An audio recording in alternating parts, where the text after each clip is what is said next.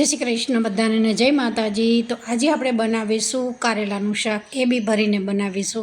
ફક્ત એક એવી વસ્તુ ઉમેરીશું જેથી કરી અને આપણે અહીંયા ચણાનો લોટ બી ઉમેરવો નહીં પડે અને એકદમ સરસ ચટાકેદાર આપણું ભરેલા કારેલાનું શાક તૈયાર થઈ ગયું છે। એક ટ્રીક સાથે અહીંયા બનાવીશું, થોડો ખાટો ટેસ્ટ અને થોડો ગળ્યા ટેસ્ટ સાથે આપણે ભરીને કારેલાનું શાક તૈયાર થઈ ગયું છે।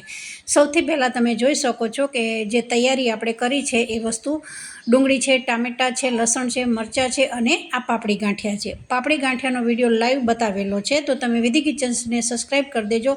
તો લાઈવ વિડીયોમાં તમારે પાપડી ગાંઠિયા શીખવા હોય તો જરૂરથી તમે જોઈ શકો છો। એકદમ સરસ ક્રિસ્પી જે બજારમાં મળે એવા જ પાપડી ગાંઠિયા આપણે ઘરે આસાનીથી બનાવી શકીએ છીએ। તમે મારા ગાંઠિયા જોઈ શકો છો, એટલે બતાવેલા છે કે જે લોકોએ લાઈવ વિડીયો ના જોયો હોય એ જરૂરથી જોઈ શકે છે। તો આપણે હવે લગભગ 250 ગ્રામ જેટલા મેં અહીંયા કારેલા લીધા છે। કારેલા એકદમ ફ્રેશ લેવાના અને એકદમ નાના લેવાના છે। કારેલાની છાલ કાઢી દીધી છે। હવે સારા એવા પાણીથી કારેલાને ધોઈ નાખવાના છે। મસળીને ધોઈ અને અંદરથી એના બીજવાળો ભાગ હોય તો કાઢી લેવાનો છે। બાકી જો કૂણા એકદમ સારા હોય તો અંદર રહેવા દેવાનું છે। તો જુઓ, થોડા અહીંયા એકદમ ફ્રેશ નાના છે પણ અંદર થોડા બી છે, તો એને આ રીતે ચપ્પુની અણીથી બીને કાઢી દેવાના છે। અને અહીંયા મસાલો એકદમ સરસ ચટાકેદાર ટેસ્ટી બનાવવાનો છે। આ કારેલાની એક એવી ટ્રીકથી બનાવીશું કે બિલકુલ કડવા નહીં થાય અને વરાળથી બનાવવાના છે, તો ઝડપથી ચડી જશે। ઓછા પાણીમાં એકદમ કારેલા આખા તમે રહેવા દેશો તો બી સરસ ચડી જતા હોય છે। તો કારેલા બનાવવું બહુ સહેલું છે અને સ્વાદિષ્ટ બનાવવા બી બહુ સહેલું છે, પણ લગભગ બધા કારેલા ખાવા માટે નથી ભાવતા હોતા અને કોઈ પણ ઘરના સભ્યો આપણા હોય છે કારેલાથી દૂર ભાગતા હોય છે, પણ એવું નહીં કરવાનું। કારેલા બહુ જ જે આપણા શરીર માટે હેલ્ધી હોય છે, જેટલા બને એટલા કારેલા ખાશો એટલા શરીર હેલ્ધી રહેશે।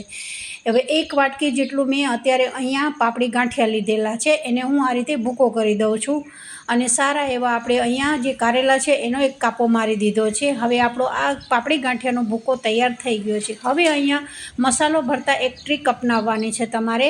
1 ચમચી જેટલો ગોળ લીધો છે અને અડધી ચમચી જેટલું દહીં લીધું છે। મેં મારા માપ પ્રમાણે અહીંયા બે વસ્તુને સારી ફેટી દીધી છે। 1 ચમચી લાલ મરચું, અડધી ચમચી ધાણા જીરું, 5 ચમચી હળદર, ગરમ મસાલો, સ્વાદ અનુસાર મીઠું, જે રેગ્યુલર રૂટિન મસાલા કરતા હોય એના અડધા ભાગનું અહીંયા મસાલો લીધો છે। અડધા ભાગનો મસાલો આપણે ગ્રેવીમાં ઉમેરીશું। હવે ગોળ અને દહીં સાથે મસાલાને ઉમેરી દીધા પછી જે પાપડી ગાંઠિયાનો ભૂકો કરેલો છે એ બી અહીંયા ઉમેરી દીધો છે। આ રીતે એક સારી એવી પેસ્ટ બનાવી દેવાની છે। જુઓ, એકદમ સારું એવું મિક્સ કરી રહી છું અને હવે આપણે અહીંયા જે આ મસાલો બનાવીને તૈયાર રાખ્યો છે, કારેલા ધોઈ અને કોરા કરીને રાખ્યા છે, કાપા કરી નાખ્યા છે અને હવે આપણે અહીંયા જેટલો તમને અહીંયા મસાલો પસંદ હોય એટલો આ રીતે પ્રેસ કરી અને અંદર ભરતા જશો। બિલકુલ આ શાક કડવું નહીં થાય, એકદમ ગળ્યો ખટ્ટા ટેસ્ટ સાથે આ શાક બહુ જ સરસ બની જતું હોય છે।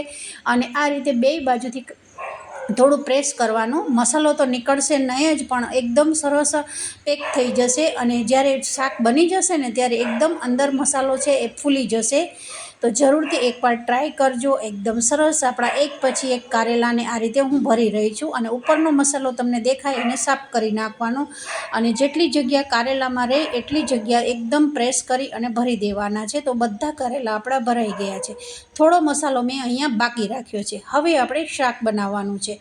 1.5 ચમચી જેટલું મેં તેલ નાખ્યું છે, રાઈ નાખી છે, હિંગ નાખી છે અને ખડા મસાલા નાખ્યા છે। અહીંયા ખડા મસાલા પસંદ ના હોય તો તમે સ્કીપ કરી શકો છો। સૂકું મરચું બી નાખ્યું, લીલું મરચું બી નાખ્યું છે, ડુંગળી નાખી છે। હવે આ બધી વસ્તુને ટામેટાં અત્યારે નથી ઉમેરવાના, ડુંગળી, મરચાં, લસણ બધાને આપણે સારા એવા તેલમાં સાતળી દઈશું। જેટલું તેલમાં સાતળશો એટલી જ ડુંગળીની મીઠાશ સરસ આવતી હોય છે શાકમાં।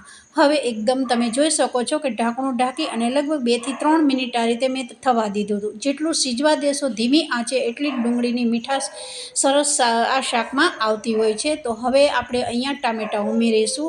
જુઓ, ટામેટાં મેં અહીંયા પહેલાં ડુંગળીની સાથે નથી નાખ્યા, એનું કારણ છે કે ડુંગળીની સાથે નાખવાથી શું થાય છે, જે ડુંગળી છે એ કાચી રહી જતી હોય છે અને ટામેટાં બિલકુલ મોટા રહેતા હોય છે। તો જેવી જોઈએ એવી આપણી ગ્રેવી બનતી નથી હોતી. હવે ફરી આપણે અહીંયા મસાલા થોડા થોડા કરીશું ગ્રેવીના ભાગના. જે રીતે આપણે આગળ મસાલામાં કર્યા એટલા જ અડધા ભાગના અહીંયા ગ્રેવીના મસાલા કરવાના છે. ફરી અહીંયા 1 ચમચી જેટલું ગ્રેવીમાં દહીં નાખ્યું છે. દહીં મસાલામાં બી નાખ્યું છે અને આ રીતે ગ્રેવીમાંય નાખવાનું છે. તો એકદમ ચટાકેદાર આપણું શાક તૈયાર થઈ જશે. જરૂરથી એકવાર ટ્રાય કરજો. અને અત્યારે 12 માસ કારેલા તો મળતા જ હોય છે અને કારેલા ખાવા શરીર માટે બહુ જ ગુણકારી હોય છે. જેટલું બને એટલું 2 થી 3 વાર તમારે કારેલાનું શાક અઠવાડિયામાં બનાવશો ને તો તમારું શરીર છે એકદમ નિરોગી અને હેલ્ધી રહેશે. હવે અહીંયા મસાલાની ગ્રેવી સારી એવી થઈ ગઈ છે અને મસાલાને આપણે પકાવવાના છે. તો થોડું મેં પાણી ઉમેર્યું છે. પાણી ઉમેરી અને આને ઢાંકી અને લગભગ 2 થી 3 મિનિટ ફરી થવા દઈશું. જુઓ એકદમ સરસ આપણા મસાલા ચડી ગયા છે અને ઉપર થોડું થોડું અહીંયા તેલ દેખાઈ રહ્યું છે. તો મોટા મોટા અહીંયા ટામેટાં જે દેખાઈ રહ્યા છે એને ગ્રેવી સાથે એકદમ સરસ પ્રેસ કરવાના, મિક્સ કરવાના. જેટલું બને એટલી સારી એવી આપણે શાક માટેની ગ્રેવી બનાવવાની છે. આ શાક મેં એકદમ ડ્રાય બનાવ્યું છે, કોરું શાક બનાવ્યું છે. કોઈ વધારે અહીંયા મતલબ કે પાણીનો ઉપયોગ નથી કર્યો. આપણે બહુ ઓછા પાણીમાં બી તમે સરસ એકદમ કારેલાને પકાવી શકો છો. હવે ગ્રેવી થઈ ગયા પછી કારેલાને મેં ઉમેરી દીધા છે અને કારેલાને જે સાઈડ આપણે ભરીને રાખ્યા છે એ સાઈડ ઉપર રાખવાની, જેથી કરી અને મસાલો જ્યારે બની જાય ત્યારે એકદમ નીચે બધો મસાલો બેસી ના જાય ગ્રેવીમાં. તો હવે એક પછી એક કારેલા જેટલા ભરીને રાખ્યા છે એ સારા એવા ઉમેરી દીધા છે ગ્રેવીમાં. હવે થોડા ચમચાથી નીચેના ભાગમાં જે ગ્રેવી છે એને આ રીતે ઉપર ઉમેરી દેવાની, જેથી કરી અને સારા એવી ગ્રેવી ઉપર ફેલાઈ જશે તો એકદમ ચડવામાં વાર નહીં લાગે. હવે અહીંયા એક ટ્રીક અપનાવવાની છે. તમે જોઈ શકો છો હું બિલકુલ અહીંયા પાણી ઓછું નાખી રહી છું, કારણ કે કારેલા બિલકુલ થોડા મોટા છે અને કાચા છે, તો એને ચેડવવા ખૂબ જરૂરી છે. તો લગભગ અડધી વાટકી જેટલું પાણી ઉમેર્યું છે અંદર. અને હવે એક પ્લેટ મૂકવાની છે જે શાક બનતું હોય કડાઈમાં એમાં, અને અડધા ગ્લાસ જેટલું અહીંયા પાણી નાખ્યું છે. હવે આ પાણીની વરાળથી જ આપણું શાક અહીંયા તૈયાર થઈ ગયું છે. લગભગ 7 થી 8 મિનિટમાં મારું શાક બની ગયું છે. તમે જોઈ શકો છો ઉપરનું પાણી છે એ બધું શોષાઈ ગયું છે અને કારેલા સારા એવા ચડી ગયા છે. જુઓ ચપ્પુ મારતા જ તમે જોઈ શકો છો એકદમ સરસ આપણા કારેલા ચડી ગયા છે. લાસ્ટમાં આપણે જ્યારે શાક બની જાય ત્યારે ધાણાથી ગાર્નિશ કરતા હોઈએ છીએ. તો તમે જોઈ શકો છો એકદમ સરસ આપણું ભરેલા કારેલાનું શાક તૈયાર થઈ ગયું છે. અને લાસ્ટમાં જ્યારે બની ગયા પછી આ રીતે મેં મસાલો ઉપર ઉમેર્યો છે, જેથી કરી અને ગોળ અને જે એમાં દહીં નાખ્યો છે એનો ટેસ્ટ બહુ જ ગ્રેવીમાં સારો આવતો હોય છે. તો જરૂરથી એકવાર ટ્રાય કરજો. અને એકદમ સરસ આ શાક તમે વધારે પડતું દાળ ભાત, શાક, રોટલી, ઉનાળામાં તો જો કેરીનો રસ હોય છે ને ત્યારે આ શાક બહુ જ બનતું હોય છે. તો કોઈ બી તમે સન્ડેના દિવસે દાળ ભાત, શાક, રોટલી બનાવતા હો તો એમાં જરૂરથી આ ડ્રાય શાક બનાવજો. તો આજની રેસીપી આપણી ભરેલા કારેલાની શાકની તૈયાર થઈ ગઈ છે. અને બીજી વસ્તુ કે તમે પાપડી ગાંઠિયા બી ઘરે બનાવી શકો છો. જેટલા લોકોએ અહીંયા લાઈવ વિડીયો ના જોયો હોય મારો, એ જરૂરથી વીડી કિચનને સબસ્ક્રાઈબ કરી દેજો. તો જુઓ એકદમ મસાલાથી અંદર ભરપૂર છે. મસાલો બિલકુલ નીકળ્યો નથી, કારણ કે આપણે એક ટ્રીક અપનાવી છે. ગોળ અને આપણે જે પાપડીનો મસાલો કરેલો તો દહીં નાખ્યું છે, એકદમ સરસ અંદરને અંદર રહ્યું છે. તો આજની રેસીપી આપણી તૈયાર થઈ ગઈ છે. વિડીયો પસંદ આવે તો જરૂરથી એક લાઈક કરજો, સબસ્ક્રાઈબ કરજો. તો બધાને જય શ્રી કૃષ્ણ.